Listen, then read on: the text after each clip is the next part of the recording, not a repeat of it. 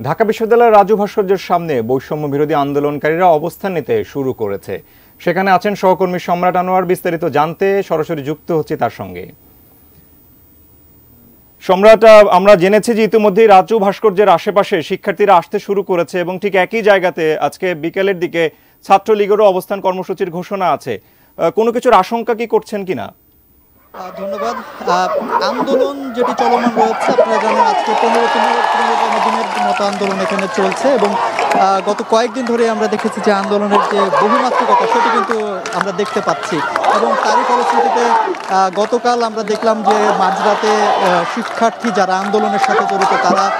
এই শাহবাগ এবং ঢাকা বিশ্ববিদ্যালয়ের টিএসসি কেন্দ্রিক যে তাদের অবস্থান তারা নিয়েছিল এবং সেখান থেকে তারা তাদের দাবি দাওয়া প্রকাশ জানিয়েছিল। তো তারপরে আসলে তারা যে কর্মসূচি দিয়েছিল সেই কর্মসূচির অংশ হিসেবে আজকে তারা রাজু ভাস্কর্যে 12টার পর থেকে এখানে অবস্থান নেওয়া শুরু করে এবং আমরা যে দেখেছি যে এর আগের যে আন্দোলন দিনগুলো ছিল তখন নির্ধারিত সময়ের আগে থেকে এখানে আন্দোলনের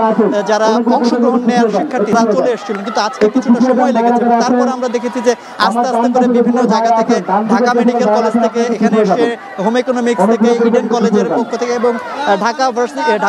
বিশ্ববিদ্যালয়ের পক্ষ থেকে শিক্ষার্থীরা যারা আন্দোলন করছিলেন তারাও এখানে অবস্থান নিয়েছেন এবং এখানে এসে তারা মূল সড়কে তারা অবস্থান নিয়েছেন এবং যার ফলশ্রুতিতে আমরা দেখতে পাচ্ছি আশপাশের যে জায়গাগুলো সেগুলোতে কিন্তু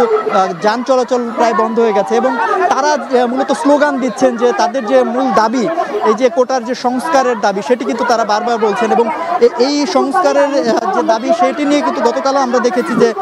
বিভিন্ন জায়গায়